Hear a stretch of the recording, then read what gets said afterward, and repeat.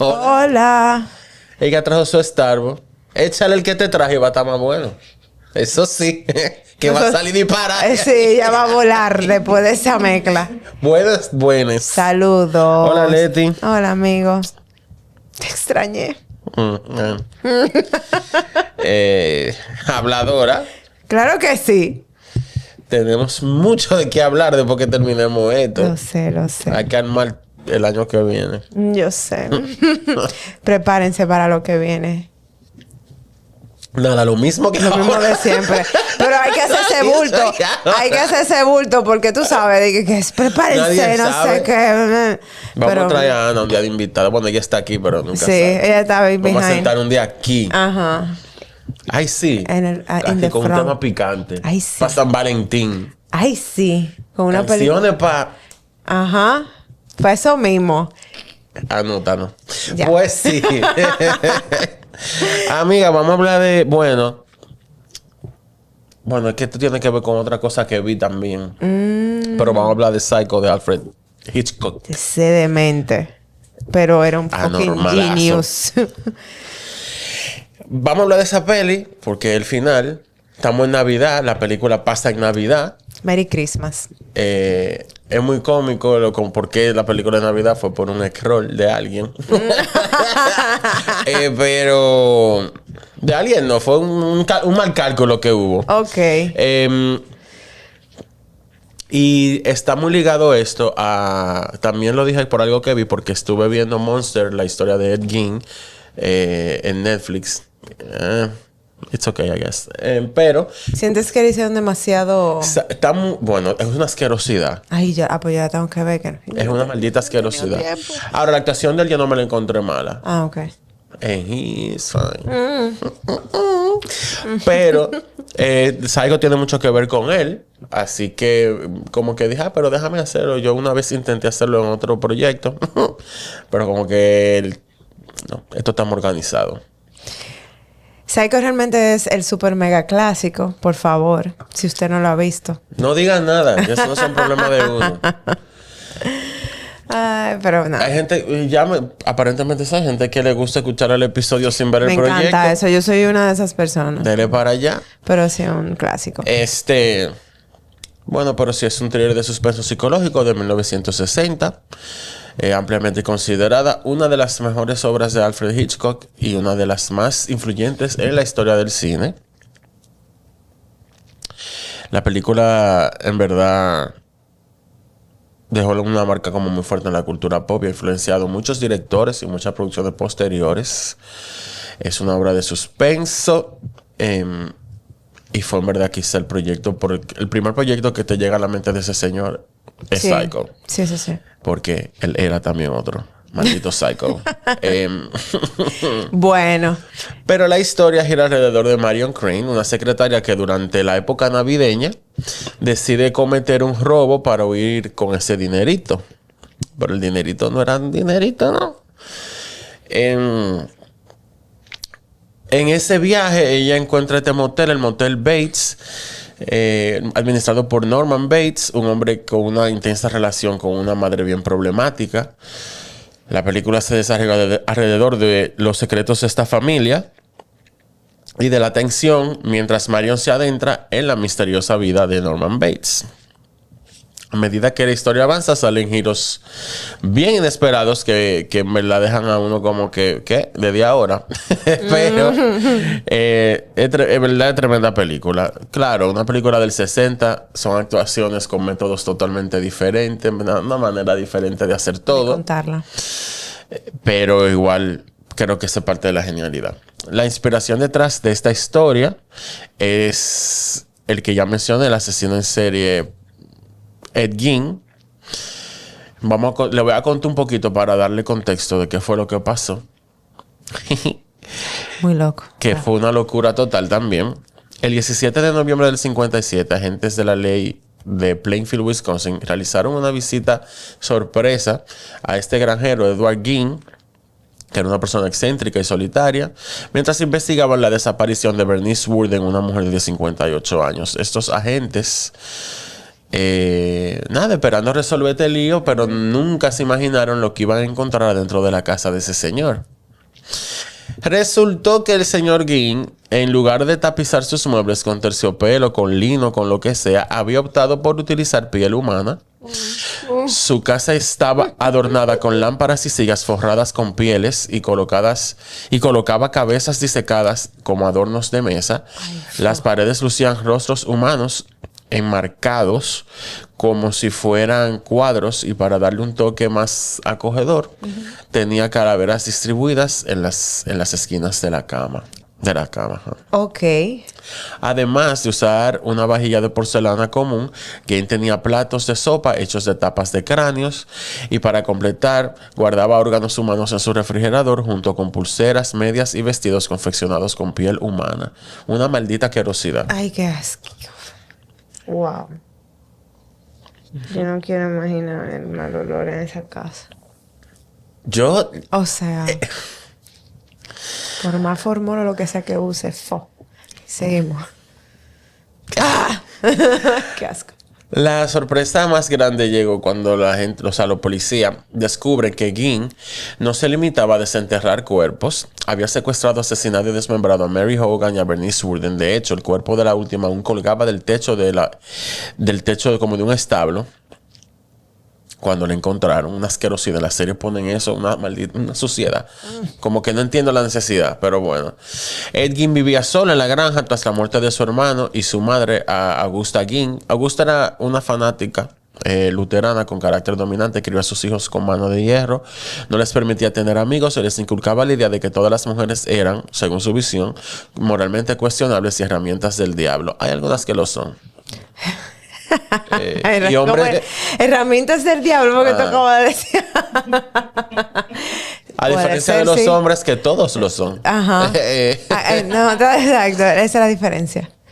No era raro que su hijo menor desarrollara una relación profundamente distorsionada con el sexo, precisamente por cómo ella lo crió. Claro. Y con su propio cuerpo como resultado de esa crianza. Ed Gein, en verdad, en cuanto a números, él no fue como el más prolífico de los asesinos en serie. Bueno, gracias a Dios. ¿Te imaginas? Pero era una persona de verdad con una naturaleza extraña. Y como todos los detalles de este caso lo convirtieron en uno de los criminales más notorios del siglo XX. En Estados Unidos, por lo menos. Obvio, en Estados Unidos. Claro, ¿dónde más? Donde todo pasa. Su historia despertó la curiosidad del público, claro, pero también inspiró a varios personajes psicópatas en películas y obras de ficción. Por ejemplo, Leatherface de The Texas Chainsaw Massacre está inspirado en él.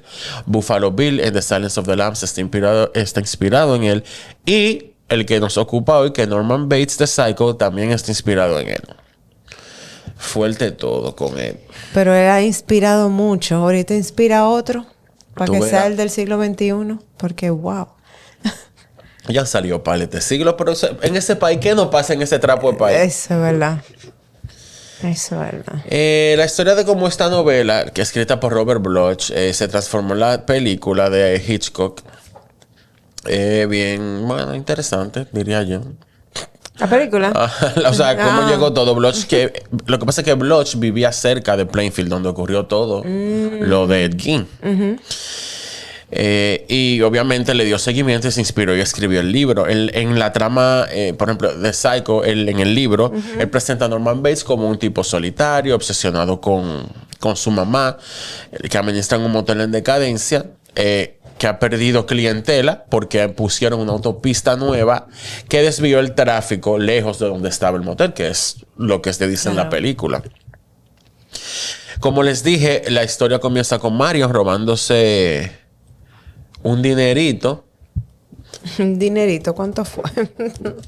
Ahorita es el que yo necesito para resolver muchas cosas en mi vida. Oh, mi amor. Ella se robó nada más y nada menos que la suma de $40,000. Eso sería hoy, cuando esto me quieras responder, yo te voy a decir ahora mismo. Unos cuartos, seguro. Oh, my God. Espérate.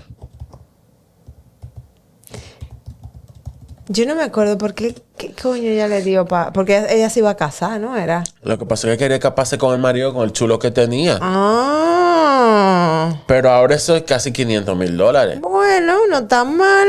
Yo me lo llevo feliz. Ella lo que fue bien bruta. Sí. Que haga la gente tiene que ser muy inteligente Ella cuando fue bien roba. bruta. Y que ella debió esconderse y decir que la atracaron. Ahí no había cámara Ay, por sí, parte. eso es verdad. Que se Y mete le un pago a tigre. una gente, ven, dame 2 galletas. Y ya. Y hago un show y me pongo a llorar. Yo mismo me aruño. Ah, Todo. pa. En Coño, no piensan. el libro, Bloch emplea un ingenioso recurso narrativo al lograr que los lectores simpatizaran con ciertos personajes antes de que los eliminaran de manera inesperada. Aunque la novela no tuvo inicialmente como una gran acogida, circuló lo suficiente para que una copia llegara a manos de Alfred Hitchcock. Él quedó loco con el libro, con todos estos giros repentinos, las muertes sorprendentes que estaban en la trama, y él agarró y se propuso a comprar los derechos para adaptarlo. Pero él no se conformó solamente con obtenerlo. Él compró todas las copias disponibles de la novela para impedir que el público conociera los detalles del cuento, de la historia. Este tipo Era un loco. Era un loco, totalmente. Y obviamente eso lo ayudó bastante a mantener el misterio de la historia. Edgin y Norman Bates, obviamente, no son tal cual uno, o sea, no una copia exacta, pero sí tienen muchísimas rarezas muy notables en común. Los dos tienen un complejo de Edipo marcado por la presencia de madres dominantes y profundamente religiosas. Luego está la homosexualidad de Norman, o bueno, whatever the hell that was. Era muy extraño. Pero también está el tema de, bueno, el transvestismo era, porque él le gustaba era ponerse ropas de ella. De ella y a los dos. Porque Norman lo hace en la película, pero este tipo lo hacía también con las ropas de todas las mujeres que mataba. Wow. Él le gustaba. Es que la relación de la mamá y de él era tan extraña, tan como... Yo me la encontré como desagradable. O sea, hasta la forma en que... ¿Pero la de quién? Del de Psycho.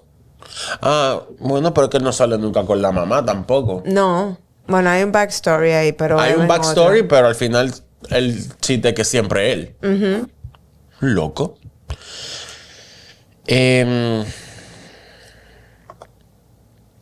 es lo que estaba diciendo, lo del transvestismo. Él escondía ropa de mujeres, aunque se acostaba con mujeres, pero una cosa no tiene que ver con la otra, en verdad. En verdad, no. Él adquirió, Hitchcock adquirió los derechos de la novela por unos $9,000, pero los grandes estudios en verdad no mostraron ningún interés en producir la película. Paramount consideró la obra muy violenta y muy repugnante, y los ejecutivos tenían miedo de que todo esto del transvestismo y todo esto le censuraran el proyecto. Él agarró y dijo que yo voy a financiar mi película yo con mi cuarto. Váyanse a la mierda. El objetivo era rodar la película como una película así, serie B, tipo B. Pero que fuera un éxito de taquilla. Ya en este momento había cine a color, pero él optó por filmar en blanco y negro para reducir costos, disminuir el impacto del gore, de la sangre, y aportar una sensación de realismo e inmediatez. Él lo hizo también porque en esta época los noticieros, a pesar de que ya era televisión a color, los noticieros se transmitían en blanco y negro, y él quería transmitir esa tensión de las noticias con toda la atención, o sea, a través de la película. Para agilizar el proceso, redujo su propio salario de un porcentaje de las ganancias de taquillas, y terminó siendo un negocio en verdad que le convino muchísimo más, porque la película tiene un presupuesto de $800,000, recaudó 40 millones solo en Estados Unidos, que son casi 500 millones actuales, de lo cual se llevaba 1%. O sea que al final a él le fue mejor cogiendo el %. Yo leí también que a los mismos creotécnicos él le pagó como un flat muy bajito, y que no tenían para extras, y lo que hacían era que le pagaban a los mismos trabajadores del estudio. Como que mira, ven, tú puedes ser extra, no sé qué, y le daban $2. Normal, eso hice yo en esta. La que estaba al mismo crew. Al mismo crew. Bajo presupuesto, ¿sabes? Un ejemplo de las de aquí. Para agilizar la producción, él colaboró con el equipo de su programa de televisión, Alfred Hitchcock Presenta. También eligió trabajar con actores relativamente desconocidos en ese momento, lo que reforzaba la imprevisibilidad de tú sabes, de lo que iba a pasar, de la historia. Con ese mismo propósito recurrió a lo que se conoce como casting contratipo. Para el papel de Norman Bates, se seleccionó a Anthony Perkins. Wow. Ay, sí. Un actor que hasta entonces solo había interpretado personajes sensibles y refinados, mientras que a una actriz más reconocida le asignó un papel mucho más trágico e inesperado. Él consideró... O sea, para Norman Bates, él consideró desde el principio ¿A quién? a Anthony Perkins, desde que lo vio en Friendly Persuasion, y como que se propuso conseguirlo y lo consiguió para la peli. Tú sabes, yo quisiera hacer la biografía de Anthony Perkins porque es muy interesante. Un tipo que fue bisexual, que se vio muy afectado, que esta fama de esta película lo ayudó, pero lo perjudicó bastante. It was so cute. Era lindo. Muy lindo, ¿verdad? Lo que llamó la atención de Hitchcock en la novela fue la capacidad de hacer que el público como que se encariñara con un personaje para luego matarlo así sin avisar, brusco. Como pasó al principio, porque tú te imaginas que esta película empieza como una historia de amor entre que sí o que aunque va a tener terror, pero no, a la tipa se la lamben ahí mismo. Ahí mismo. Y tú dices, ¿what? Bueno. Aunque en sus películas anteriores creaba mucha tensión, los protagonistas normalmente sobrevivían. En esta ocasión, quería ofrecer el giro definitivo a unos espectadores completamente, tú sabes, que estuvieran completamente desprevenidos. Hitchcock trabajó con el guionista Joseph Stefano. Juntos transformaron al Norman Bates de la novela, mucho mayor y explícitamente más desagradable que tú sabes que cómo se percibía Anthony Perkins. Según Hitchcock, fue el propio Anthony Perkins que inspiró este cambio, ya que Stefano vio en él una enorme oportunidad para manipular al público para que no sospecharan nada. Esta gente me siguen llamando, ofreciéndome una tarjeta. Yo no quiero tarjeta. Señor, pero nosotros no podemos ni con nuestra vida. Dios mío. Perkins se dedicó a ofrecer una interpretación profundamente reflexiva y, verdad, con mucho matiz. La experta en vestuario Helen Corgi comentó que él ya yo lo había nominado al Oscar por Friendly Persuasion. Ella dijo como que creo que esa seriedad impresionó al señor Hitchcock e incluso lo conmovió. Cuando Anthony Perkins, que era una persona muy tímida, presentó algunas sugerencias, Alfred Hitchcock, sí confió en él lo suficiente como para permitirle, como que le dio algo de rienda suelta para que creara el personaje. Y de esa colaboración surge la famosa escena en la que Norman mastica casualmente caramelos mientras el detective Arbogast, interpretado por Martin Balsam, lo estaba interrogando. Para Anthony Perkins, ese gesto reforzaba la inocencia de Norman fuera de su rol de madre. Y Alfred Hitchcock se encontró eso sumamente como inquietante. Espérate, porque estoy como... Bueno, tortículi. ¿Qué yo estaba diciendo? De la escena donde él masticaba caramelo. Ah, sí. Hitchcock y el guionista Stefano también coincidieron en que si eligieran una actriz destacada, la muerte de Marion tendría un impacto mucho mayor. Janet Leigh era conocida por sus papeles en Touch of Evil de Orson Welles. Aunque no alcanzaba el nivel de fama de estas actrices rubia emblemáticas de Hitchcock como Grace Kelly y como Ingrid Bergman, aún así él aceptó la elección de ella como Marion Crane, y en el set ambos se llevaron extraordinariamente bien, a pesar de que había rumores como que no. Su interpretación fue en verdad tan memorable como la de Anthony Perkins. Ella se ganó incluso el Golden Globe por mejor actriz de reparto y la nominaron al Oscar en esa misma categoría. Pero ella como que le gustaba como que trabajar con directores especiales, porque Orson Welles no era un cachú tampoco. Otro normal. Exacto. Wow. De Orson Welles a Hitchcock, la pobre. Ya entiendo su trauma después de todo. Ya entiendo su... Ay, Dios mío. Más adelante, a ella le preguntaron si le molestaba que el papel de Marion concluyera tan abruptamente en la historia. En verdad, ella dijo que ya nunca le preocupó ese detalle, que ni siquiera se le pasó por la mente que pudiera como eso ser un problema. Su atención estaba puesta en dos cosas: era trabajar con Alfred Hitchcock y descubrir cómo transformaría ese material en pantalla. Ella estaba súper entusiasmada. como con anticipar la forma en que él iba a resolver cada escena y cómo iba, o sea, cómo él iba a hacer su loquera en el bloquear cine. sus cosas. Exacto.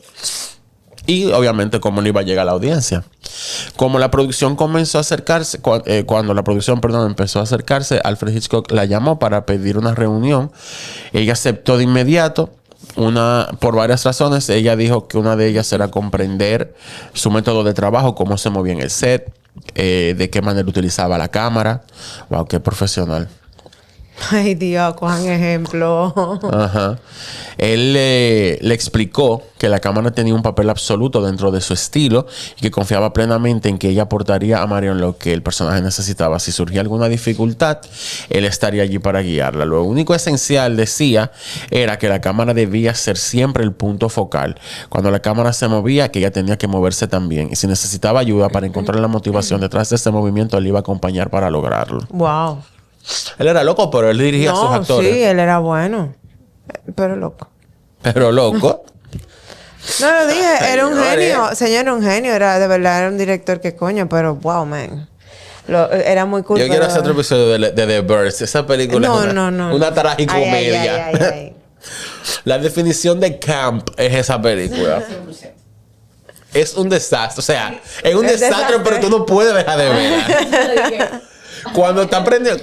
Yo no puedo... Mira, pero No, paréntesis. para. Cuando la escena que se va a prender fuego la bomba, que le pone a la... Tú sabes lo que va a decir. La cara de la tipa. Pam, pam, pam. Yo no puedo. Ay. Perdón, cerramos el paréntesis. Otro día, otra ocasión hablaremos de ese lío.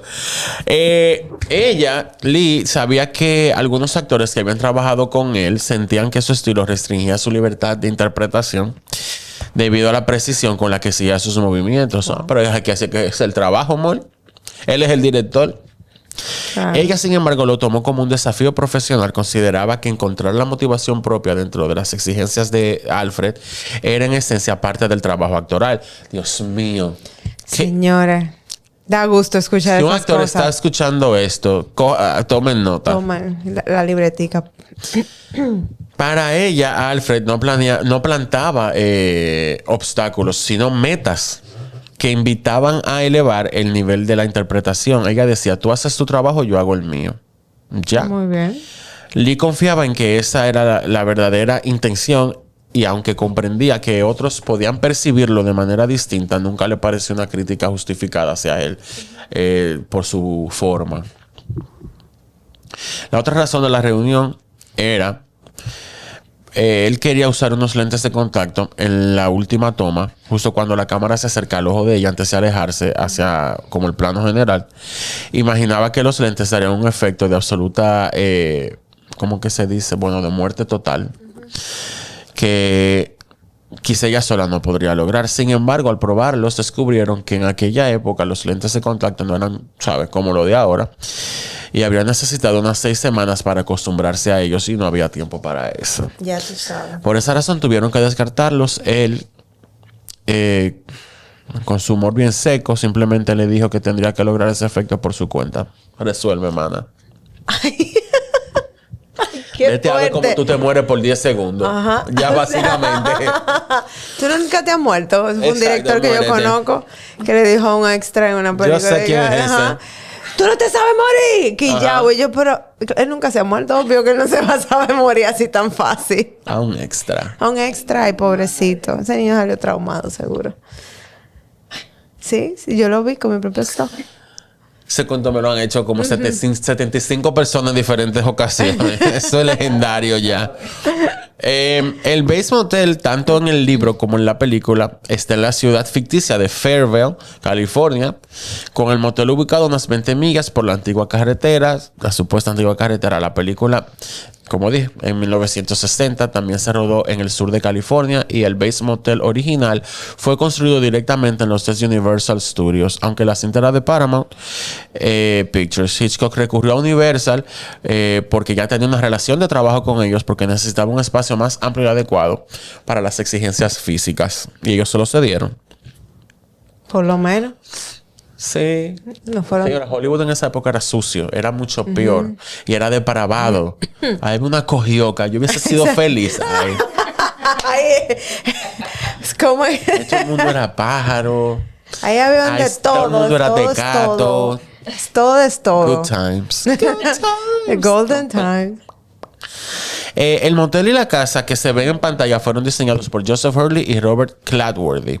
Lograron construirlo todo con un presupuesto de apenas $15,000 en un terreno baldío junto a Laramie Street, dentro del lote de Universal. Cladworthy recordó que él y Hurley fueron a la casa de Alfred Hitchcock en Bel Air para hablar del proyecto. ¿Qué es que está pasando allá atrás? Hay como un vituperio. Ahí hay un tráfico de algo. Estamos óbilos. ¿Cómo fue? Ellos fueron a casa de él a hablar del proyecto. Tú sabes que Alfred también él fue director de arte. Ah, no, mi amor. Todo y que no había cuarto, mi amor. Ahí había todo el mundo. Tenía que hacer algo más. Y él no le daba como instrucciones específicas. Esa era una de las... Ellos decían que era al mismo tiempo una de las mejores cosas de trabajar con él, que él te dejaba poner tus ideas de cómo tú lo interpretabas y él te iba diciendo después, ok, esto sí, así, no. Pero él no descartaba, él sino que moldeaba todo alrededor de lo tuyo y de lo de él. Como para lograr pero está bien. Pero obviamente, yo siempre, si tú me estás contratando a mí, Es porque tú para que yo te haga un casting, no porque tú estás confiando en mi criterio. Si yo te estoy diciendo que eso es lo que puede funcionar, hazme caso. Por algo me buscaste, more. Pero aquí no entienden eso. Lamentablemente. Los quiero a todos. Gracias por darme trabajo, pero... Vamos a trabajar más juntico, hombre. ¿Qué estás diciendo? ¿Qué es eso? Cladworthy decía que incluso, agradeció que la película fuera en blanco y negro porque siempre le gustaba atenuar el color para evitar que los decorados parecieran de carnaval. Hitchcock era tranquilo, poco efusivo, decía él, pero sabía entusiasmar al equipo con su visión. Si aprobaba los bocetos, no hacía falta decir más nada. Y si no, indicaba exactamente lo que había que corregir una sola vez y no jodía más. Así sí es heavy. Como no dio demasiadas instrucciones sobre la casa y el motel, entonces Hurley y Cladworthy eligieron un lugar apartado del lote trasero y construyeron todo desde cero. Para la casa, reutilizaron partes de otros decorados, incluida una torre proveniente de la película Harvey de 1948, protagonizada por James Stewart. La estructura solo tenía 2 paredes, porque era lo único necesario para los planos que se establecieron para la película. Wow, eso tú llegas a saber lo que tú vas a hacer. La importancia del shooting list, de hacer una lista de planos, de tú sabes lo que amiga, tú quieres, un guioncito técnico así, mira, sentadito, tú llegas a eso y ya. No, y que eso ayuda tanto al crew, te ayuda a tu equipo de arte. Te ahorra dinero. Claro. Que señor, al final todo es dinero. Fíjate como ellos dijeron, 2 paredes, porque no necesitamos Toma esa 2 porque ahí. no sabe hermana. Ya. Y como era un director tan seguro de lo que quería. Aquí a veces se ponen a inventar. Hazla entero por si acaso y no la usan. Y esos cuartos perdidos. Esos cuartos botados. Pudiéndose usar para otra cosa. Para pagarle mejor a los pobres actores. Señores, esto es crítica constructiva. Sí, hombre. No se lo vayan a coger ahora con show. Sí, hombre. Como dice Cristal. Eso mismo que construyeron. Muchos creen, ay Dios mío, cuánta cosa. Mucha gente cree que la casa se inspiró en la pintura House by the Railroad de 1925 de Edward Hooper. La puedes ir buscando para mostrarle al público televidente. ¿Cómo fue? ¿Repiste? House by the Railroad. Es hora, mi amor. ¿Tú no sabes usar ese teléfono? No, mi amor, yo soy una mujer casi análoga. Estoy entrando en ese mood ya. House. Pasa. Ya lo estoy buscando. By the Railroad. Railroad. Ajá. Y en verdad, eso se parece bastante. Déjame ver. Mira, o sea, esa es la casa. Público, no, pero eso está como que en dibujito. Esta está más bonita. Ay, es que es una pintura. Pero está bien, pero esta se ve mejor. ¿Qué visit de qué? Ay, yo no puedo. No, yo no. Público televidente. Te voy a regalar un startup. Mire. Para que no... Público televidente. Una de eso. Como hacer influencer que pone la mano así. Digo, para que no se le vea. Sí, se parece bastante. Sí, en verdad sí. Los interiores del motel y de la casa se construyeron en el escenario 18A y en el escenario 28, donde, bueno, que se conoce como el Phantom Stage. En el 63, la casa volvió a utilizarse en la película Invitación de un pistolero. Stage. Y allí completaron los... Para esa película así se completaron las otras 2 paredes porque así se usó. Ah, tú ves.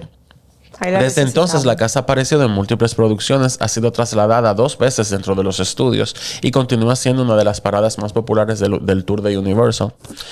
En el 87, un contador llamado Randy Bates abrió un motel en Coeur d'Alene, en Idaho, al que llamó The Bates Motel. Los visitantes incluso podían alquilar una copia de Psycho para verla en su habitación. Y la serie Bates Motel de 2003, una precuela contemporánea, trasladó el emblemático sitio a otra ciudad ficticia, White Pine Bay, en Oregón. Yo no me hospedaría en un hotel. Yo sí, porque no fue con una vaina demoníaca, fue un maldito loco. De repente el tigre es el dueño del hotel, un maldito psycho también. Si se parece a Anthony Perkins, hay que ver. Bueno, hay otra cosa. Si no, uno no. lo deja que... Ay, Dios, va a decir una perrería. Déjame repetir a ese muchacho que está ahí, Smith. Ay, Dios mío, Smith va a padre. decir que cada episodio Unos tuyo anormales. estamos goloseando a los Sí, actores así. y cosas No, así. no, eso pero es sí. la realidad. Sí, no lo voy a negar, pero él va a decir, no, porque están tan fuerte, pero no importa. No, porque decimos la verdad.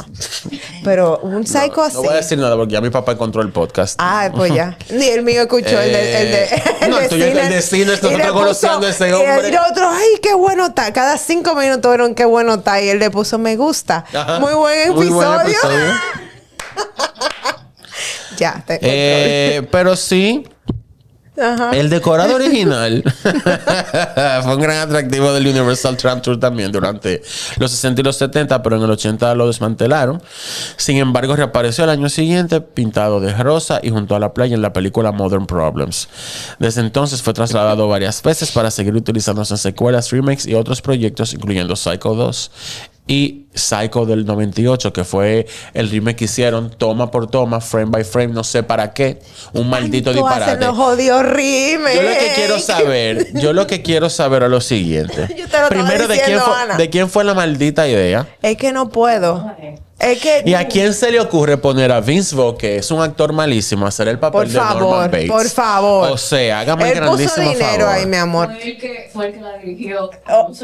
O produjo algo, puso los cuartos, pero es que no puede ser. Yo te lo estaba diciendo, Ana, yo que ya yo no sé. Cuando vamos a buscar una película clásica, te salen como 50 más. Y un freguero de remake, ¿por qué, señores? Gus Van Sant fue que la dirigió, pero es otro loco. ¿Cuál fue? El que hizo Google Hunting. Ah, mira, ya, bueno. Pero ahí no, amor. Ahí la macate. Fue fuerte. Hoy en día, Bates Motel aún puede, como dije, encontrarse en Universal. Vamos a dar un viajecito para allá. Ay, bueno. Pues, hagamos un lío. Ahora está ubicado cerca del lago Old Falls, muy cerca de su locación original. Y viajando por la California 99 rumbo al estado de Washington, como que se puede encontrar un Bates Motel real creado, como dije. Pero después eso en el 2012 cerró. Pero ya, saliéndonos de todas las vertientes del motel. Con todos estos elementos ya ready, Hitchcock... en verdad ese señor sabía manipular mucho las emociones de una audiencia, hay que decirlo. Espérate que se me olvidó algo hablando del hotel, que me acordé ahora. Que el Hitchcock estaba tan totado de su cabeza que el trailer de la película, uno de los trailers de la película duraba 6 minutos y era un recorrido del hotel. No es normal. O sea, un recorrido de que para que... Un cortometraje. Ajá, para que el espectador sintiera y viera y conociera lo que era el interior de lo que iba. Y yo dije, wow, 6 minutos. Loquísimo. Sigo, continuamos. Él filmó la película como si fuera un episodio extra largo de su programa de televisión Alfred Hitchcock Presents. El equipo se avanzaban varias escenas al día y cada una se grababa con pocas tomas, manteniendo la producción rápida, eficiente, con, tú sabes, con mucha precisión, así tipo cirujano. Igualito que Kubrick, que tiraba como 200 tomas por plan. Pero yo amo a David Fincher con locura, pero se tiene que calmar. Es que ahí, mira. Un saludo a uno que hizo 32 una vez que yo conozco.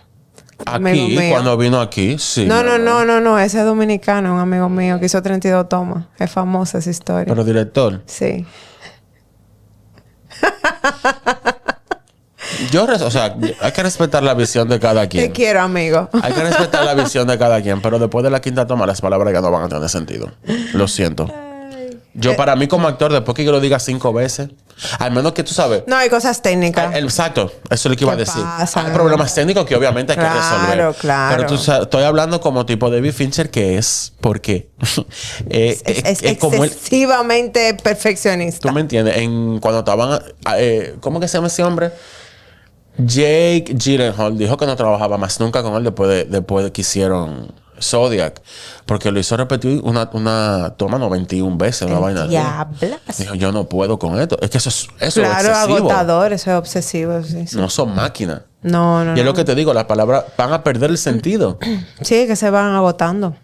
Por más que tú busques y tú busques una motivación en otro pedacito de la línea y después otro, se te van a acabar los pedacitos de buscar la motivación. Ya tú no sabes por dónde buscarlo. La escena inicial de Psycho era fundamental para establecer desde el principio la manipulación de Hitchcock sobre la audiencia.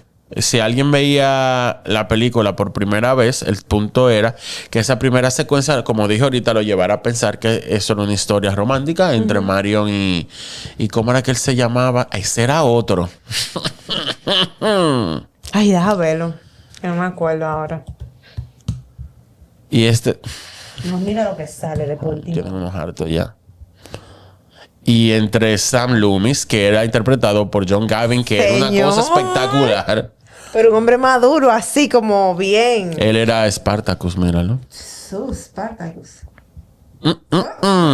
Señor, saludos. Pero el chiste era como que la gente pensara que iba a ser eso, la película. Luego, cuando Marion se marcha y aparece el personaje interpretado por Anthony Perkins, que es Norman Bates. Espérate, pero ella dejó ella era con el chulo. Dejó Era a para ese, para irse con el chulo. No, ese era el chulo. Ok, ahí sí. Hasta ¿Tú no yo, viste mi la amor. película? Yo no me acuerdo mucho de ella. Yo vi algo y yo te dije que me pasó Vámonos. anoche. Es que yo la vi hace años y anoche la puse para volverla a ver y como este ser humano que está aquí filmó ayer, me dormí. Gracias. Entiéndeme. Acuérdate que ese era el chulo. Y ella se robó los cuartos para irse atrás de él. Ay, hasta yo lo hubiera Y ella hecho. quedó camino, o sea, ella se Sí, paró en un ella hotel se- camino a casa de él. Eso sí me acuerdo. Lo que no me acordaba Pero del ahorita chulo. no, pero no. Ay, Dios. No, me muero. Te emociona. Ah, si yo lo hubiera hecho por él. Bueno. Hasta yo me robo esos cuartos. Eso mismo. Después que ella llega al motel, el chiste era como que se iba a pensar que iba a ser entonces un triángulo amoroso entre Norman Bates, el otro, o sea, Sam Loomis y ella. Pero bueno, rápidamente todo eso se desbarata cuando él hace lo que hace. Todo se derrumbó. Janet Leigh solía contar que John Gavin, que interpretaba a Sam Loomis, era un caballero, era decente, honorable, amable en todos los sentidos, pero justamente por eso grabar una escena tan íntima desde el primer día de rodaje resultó un poco incómodo para los dos. Ella lo conocía, pero no eran de que besties, no le tenía esa confianza para, tú sabes, para entrar directamente en una secuencia de sobadera con este hombre. Bueno, Ana. Yo lo invito días antes, digo, amigo, hola, tenemos Vamos a practicar la sobadera. Tenemos trabajo que hacer. En Call Me By Your Name, por ejemplo, Timothée Chalamet y ¿cómo que se llama? el que... El que está desgraciado. Armie Y Armie Hammer. Hammer. A mí- Yo déjame callarme, que yo iba a decir lo mismo que tú. Ya, que ahorita no acusan, Ellos dicen, no sé ensayaron. qué. El director Ellos se lo llevó ensayaron. para ensayar aquí en mi cabaña y... Se lo quieren comer. Ajá. I would. Yo también. Em, Yo, mire, con todo que vi el documental. yo no lo terminé. Yo como que estoy harto ya de todo eso. Ya, la gente son unos mamahuevos. Sí, ya. Es verdad. Es un actor que esperaban. No sirven. No. Tienen sus demonios. Mira, y se Él- lo llevó uno de... Él se lo llevó para ensayar la besadera y lo tuvo que dejar yo dos resolviéndose porque fue una cosa... Bien ahí. Tuve muy bien. Y a Timothy y a la mandarina, ¿verdad? Al peach. A eso Al mismo. pecho. Al durazno. Hey. No, pero eso no está Mira, mal. mi Hammer pudo haber hecho lo que hizo. Esa película es una maldita genialidad y No, esa nadie me la va a película- no, arruinar. esa película es muy Nadie buena. me De la va a verdad que arruinar. sí. Está fuerte la diferencia de edad, pero nadie me la va a arruinar. Es porque... Ajá. Los 80. Claro. Bueno, filmaron la escena de la sobadera y la cosa. A Alfred no le gustó. Ah, bueno. Había poca química. No, él la llamó aparte y le dijo que sentía como que esa pasión no estaba apareciendo, lo que él necesitaba. Nada, y como él le dijo como que... Yo hubiera dado un chin de alcohol a los dos. Yo también. Yo lo pongo a beber. Digo, vamos a beber aquí. Vamos a sentarnos a hablar. Ella le pidió como que se podía darle algo más y ella le dio para allá. Ella misma calculaba que Marion debía tener unos 30 años. Una mujer que siente que la vida se le escapaba. Por eso, cuando aparece la oportunidad del dinero, era crucial que el público comprendiera que Marion es esencialmente una buena persona, pero también era humana con debilidades muy claras. Y en un momento vulnerable, cometió el acto impulsivo de tomar el dinero e irse porque quería estar con su chulo. Ah, sí. Yo lo entiendo ya. Pero Qué Marion, chulo. en verdad, no es una ladrona. Es en realidad una pésima ladrona, decía Janet Leigh. Porque fue torpe, Tan fue bruta. transparente, fue incapaz de ocultar también todo lo que estaba sintiendo. Era evidente que nunca había hecho algo semejante porque no forma parte de su naturaleza. Por eso la hicieron también con esos errores Claro. en su crimen. Lo que sí... O sea, el chiste que lo que ella quiso lograr era como esa desesperación, como una necesidad de escaparse, que ella se sentía estancada, que era un fracaso. Ella tenía 30 años. En esa época tener 30 años sin un marido, ya tú sabes. No, mi amor, jamona. Jamona. Y ahora uno es feliz. Bueno. Casi el único momento de placer que experimenta durante su viaje viene de imaginar los diálogos que estarían teniendo quienes descubrieron su desaparición en el robo. Todo eso ella imaginándoselo, no es que está de qué pasando. No. Hitchcock conocía exactamente qué líneas quería utilizar en voz en off que acompañaba las escenas de este viaje. Se las decía a Janet para que ella pudiera imaginarlas mientras actuaba, lo que hacía la secuencia, o sea, que tuviera más vida. Era casi... Ella decía que era hasta divertido pensar en cómo ese tipo desagradable que tenía el dinero merecía perderlo todo, porque el tipo era un sucio, el que llegó con lo cuarto. Lo único que le daba a Marion era un pequeño respiro emocional hasta que se encuentra con alguien aún más perturbador y confuso que ella. En ese momento ella entendió que tampoco podía seguir ese camino. La mayor parte de las escenas de Janet se rodaron en estudio. La única locación real fue el estacionamiento del concesionario de carros usados, muy cerca del estudio, estaba igual. Ella prefería trabajar en interiores porque todo se encuentra, o sea, todo más controlado. Más controlado, exacto. Okay. La cámara, las luces, el sonido, para ella ese era el verdadero espacio de hacer cine. Filmar en exteriores, en cambio, obliga a adaptar todo y resulta más complejo para todos, especialmente desde el punto de vista técnico. Ella era muy considerada. Eso está muy bien. En ese sentido, había un storyboard súper meticuloso, detallado, con absolutamente todo, tanto todo lo mental como lo físico que él mandó a hacer. Es que te digo, era un... Sí. Y fue esencial, al igual que su control sobre el movimiento y las posiciones de los actores, incluso la elección de que Marion usara un sostén blanco en la escena inicial y luego uno negro cuando huye con el dinero, formaba parte de una metáfora precisa y contundente, que era como que ella pasó de ser esta persona, la niña buena, cambió a algo más oscuro, y por eso le usó un brasier blanco en una parte y después el brasier negro cuando ella se va a bañar. Todo. Wow, loco. Ay, Dios mío. Con el pasar del tiempo surgió el rumor de que Saul Bass había dirigido la escena de la ducha. Saul Bass, si mal no recuerdo, fue el director de fotografía, ¿no? Que esa escena tuvo como 70 setups. Espérate, yo te voy a contar ahora. 70 setups. Cuando yo le hice, dije, uff, qué bueno, mira, pobre de la continuista. Ese señor... Ok. La gran escena. Es un clásico de los clásicos de los requete clásicos. Mira, Saul Bass aparentemente era como un diseñador gráfico. Y fue el que hizo la vaina. ¿Cuál es el que...? El letrero. Pero se dice, por alguna razón, que él se empezó un rumor que él dirigió la escena de la ducha. La realidad es que Bass recibió todo el crédito que merecía por lo que realmente hizo, que fue su storyboard, sus dibujos de los ángulos y planificación visual, que en verdad, gracias a todo eso, Sí, se logró. es. Pero él y Hitchcock revisaron cada perspectiva. Hitchcock le decía, muéstrame cómo se verá desde este ángulo, desde aquel, desde el otro, pero quiero un montaje fragmentado, le dijo. Bass ilustraba cada plano con detalle y también creó los famosos títulos de apertura, como bueno, acabo de decir, pero la dirección de la escena fue completamente de Alfred Hitchcock. Ok. Nadie más la dirigió. La secuencia de la ducha se convirtió en la parte más complicada del rodaje desde el punto de vista lógico. Alfred Hitchcock explicaba que tardaron 7 días en filmarla y Virgen de la Alta Gracia. Una escena, 7 días. Y que utilizaron 70 configuraciones de cámara para apenas 70 45 segundos que Señores, quedaron de la miren, escena. Señores, que eso tiene que ser... Eso debe de ser bien traumático, no solo Yo para pedí la una actriz. licencia por esos 7 días. No, o sea, no solo para la Hoy. actriz, para el mismo crew, loco. Debe ser agotador tú tener una misma escena por 7 días. Así fue. Su idea de montar la escena con un ritmo estacato, que era lo corte, alternando constantemente entre numerosos ángulos, exigió una creatividad considerable no solamente de él, de todo el equipo. Se diseñaron posiciones de cámara e iluminación inusuales, incluso perforando paredes del set para lograr algunos encuadres. Aún así, él no dudó en simplificar cuando la ambición técnica excedía el presupuesto.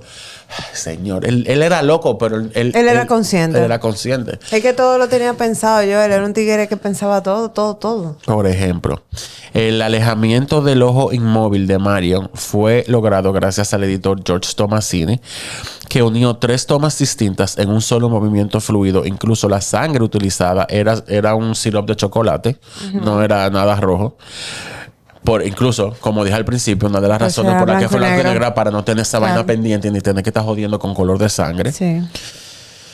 Pero en esta película básicamente todo lo sencillo resultó ser lo más efectivo al final.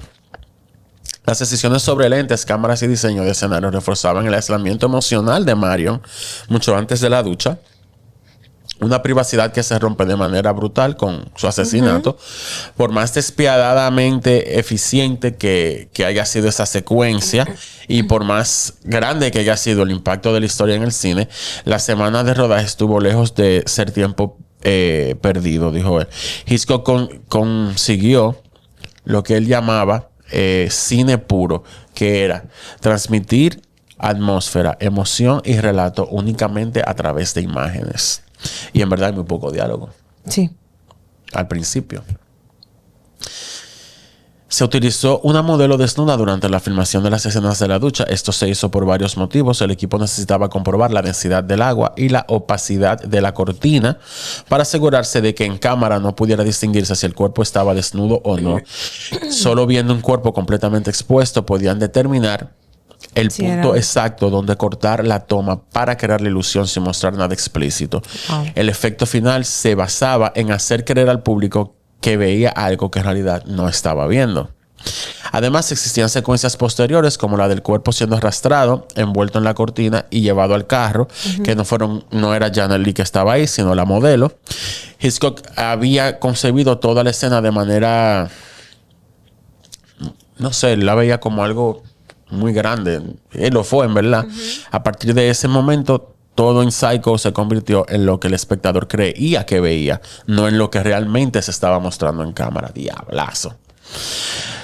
La cámara, el montaje y el ritmo contribuyeron a crear también un frenesí sensorial. Cada corte funcionaba como una puñalada en la ducha, si se fijan. Y el público en su mente asociaba cada edición con un golpe del cuchillo. Incluso la palabra corte resultaba sugestiva. Cada cambio de plano era percibido como otra herida que se le hacía. Para generar el sonido del apuñalamiento, Hitchcock pidió al utilero que trajera distintos tipos de melones. Los apuñaló uno por uno sin mirarlos, pero reconociendo cada sonido hasta elegir el que consideró correcto. Aquella textura auditiva se convirtió en una parte esencial del impacto de la escena. Uno de los planos más difíciles, tanto para Lee como para el equipo técnico, fue el último, como dije, creo que dije hace unos minutos, que el que comienza con su ojo inmóvil y se aleja lentamente. En ese tiempo no existía el enfoque automático.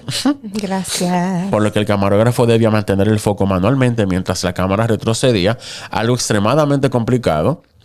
Para Janet Leigh lograr la mirada vidriosa y sostenerla durante toda la toma también fue un reto, especialmente porque había agua en su rostro y una sola gota podía provocar un reflejo involuntario.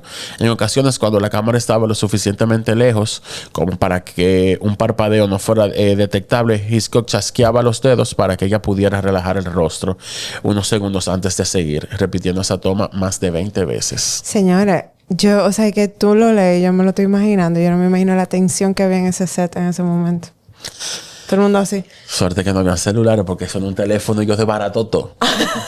Y se acabó la película ese mismo día. Realmente esa escena la dejó a ella muy traumada. Muy, muy traumada. Ella no quería después de que darse duchas. O sea, ella no quiso... O sea, esa jeva... Una excusa para no bañarse. No, ella lo que se daba baños...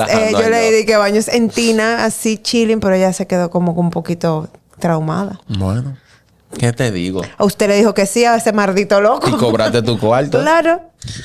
Con el tiempo surgieron rumores bien absurdos como los que... Bueno, todavía en el Universal Tour como que los comentan, afirmando que Hitchcock le echaba agua fría durante la escena para que ella gritara. La realidad era exactamente lo contrario. Ella misma dijo que el director era meticuloso con la temperatura del agua para asegurar que ella estuviera cómoda. Eso lo dijo ella. Aunque esa consideración casi provocó un problema. Durante la toma final, Leigh estaba recostada en una posición incómoda, manteniendo la mirada fija, mientras lidiaba con las exigencias técnicas de la luz y la cámara. Cuando ya por fin la toma parecía salir bien, el vapor del agua comenzó a humedecer la piel. Ay. La piel que llevaba puesta como protección. Ella sintió como el material empezaba a desprenderse. Fue bien desesperante, dice ella. Sabía que si la toma se arruinaba tendría que repetirlo todo otra vez. Pobrecita. Decidió no detener la escena. Era consciente de que los técnicos en el andamio, los electricistas y los demás operadores podían ver lo que la cámara no captaba, dígase. Le estaban viendo la popa y todo. No le importó, dijo, denle para Pero ella dijo, vean todo, pero ya no no me se puede importa, repetir yo no más. quiero hacer esto más. Dense vida. En cuanto a su trabajo con Anthony Perkins, ella dijo que él era un actor extraordinario, que trabajar con él le resultó un placer porque siempre aportaba algo inesperado.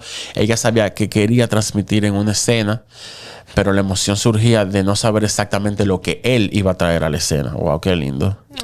Su actuación provocaba respuestas naturales y profundas en todos los otros actores también, haciendo que como que cada día llegaban a descubrir algo nuevo. Anthony Perkins tenía un sentido del humor muy peculiar, era seco y muy inteligente. Fuera de cámara, ella dice que era un amigo muy leal, que fue un esposo dedicado y padre amoroso y homosexual. Nada que ver con Norman Bates, aunque su interpretación fue tan brillante que mucha gente llegó a confundirlo con el personaje. Como él sufrió mucho después también. Otro más. Hitchcock, por su parte, era minucioso hasta en el vestuario. Incluso la decisión de que Marion usara, como dije, el sostén blanco antes de robar y el negro después de, fue una metáfora visual de tránsito moral del personaje. La fase de marketing de Psycho exigió también un nivel de secreto total por parte del elenco y del equipo. La producción se había desarrollado en un set cerrado y Hitchcock mantuvo ocultas incluso páginas finales del guión, negándoles a los actores de información sobre el desenlace. Paul Jasmine, la voz de la señora Bates, recordaba que Hitchcock había logrado que toda la ciudad hablara de esa película extraña e inquietante que estaba haciendo, sin nadie saber absolutamente nada de lo que él estaba filmando. Ya todo normal, Dios mío. No, hay que... Para los críticos y distribuidores, el director se negó a proporcionar un resumen de la trama y no permitió funciones exclusivas para la prensa tampoco. Cogí ahí. Los afiches proclamaban con audacia que era obligatorio ver la película desde el inicio y algunos cines incluso negaban la entrada a quienes llegaran tarde. A menos esa era como la versión que se promocionaba o que se decía.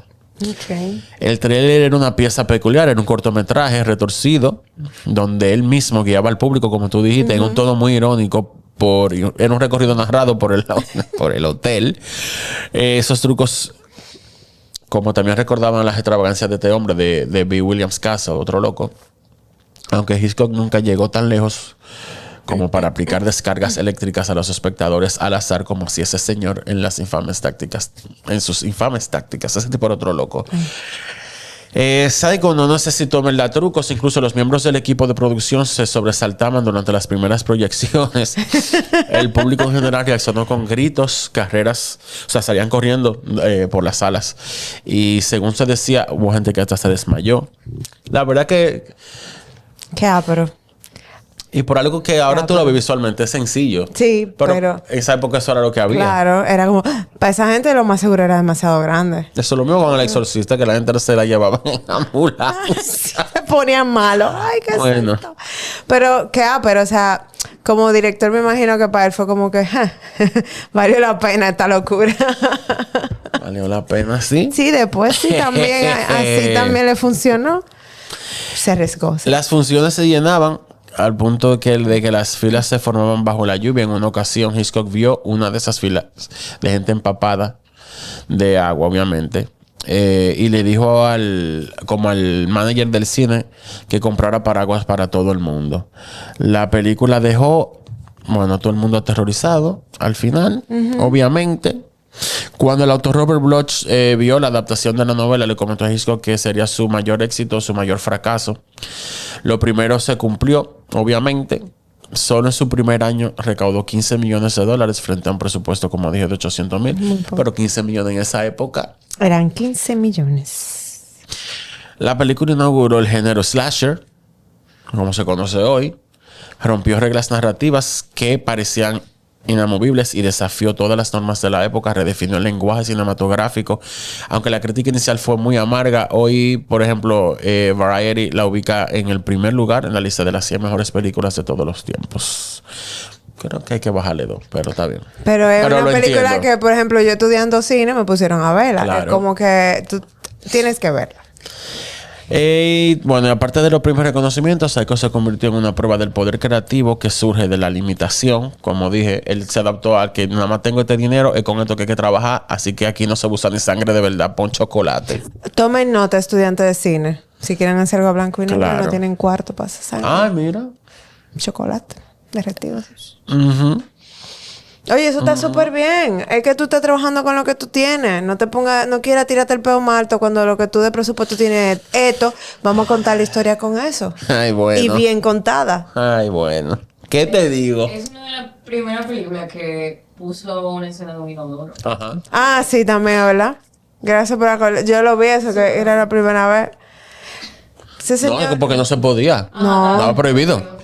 Incluso a lo que te dije al principio, la película se desarrolla en Navidad porque cuando estaban haciendo ese B-roll de los exteriores, nadie calculó que en la ciudad que lo hicieron ya estaba todo decorado de Navidad. Merry Christmas. Cuando llegó la cinta al estudio dijeron, ¿y ahora? ¿Y ahora qué hacemos? Así nada, pues estamos en Navidad. No, mi amor, a mí me tocó una película que no era en Navidad, la filmaron en Navidad y cuando hicimos los exteriores, y yo, pero ¿por qué estamos buscando sitios que está lleno de bombillitos? Porque Porque eso mismo.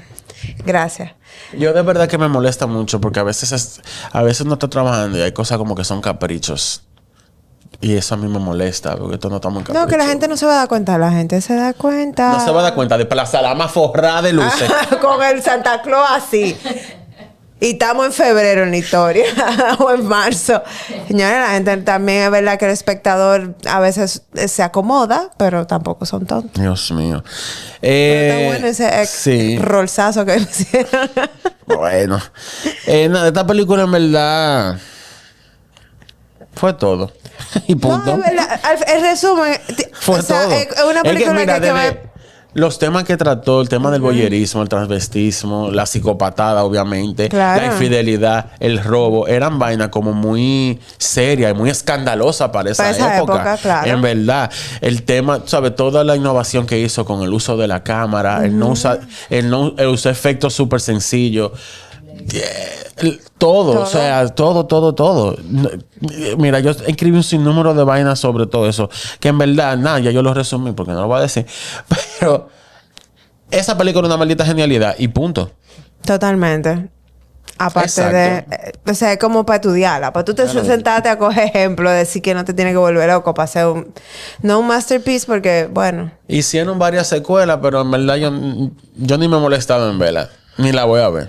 Porque no quiero arruinarme esto. Exacto. No hay que hacer una maldita secuela de todo. Por Ni un favor, remake ni tampoco, un ni una remake precuela. tampoco. Ahí van a hacer la tía Gladys. No, ¿para qué? De Weapons. ¿Para qué? Déjenme a la tía Gladys como está, por favor. O sea, yo la amé como está. Como la vi. Ahí van a reiniciar la franquicia del Exorcista con Scarlett Johansson. ¿Para qué? ¿Para qué? Si la novedad fue la primera película, precisamente por todos los esquemas que rompió, ya no Gracias. tiene chiste. Al menos que vayan a hacer un exorcismo de verdad en cámara. Exacto. Que se le mete el Eso es lo mismo único que demonio. queda. Pero eso es lo único O sea, que para falta. tú lograr lo que hicieron con el exorcista, como que no. Y ahora mismo con tanta vaina de facilidad de hacer efectos, es como, por favor, señores, déjennos con esa imagen y esa como nostalgia que te dejan esas películas. Qué lástima que freaking te muerto.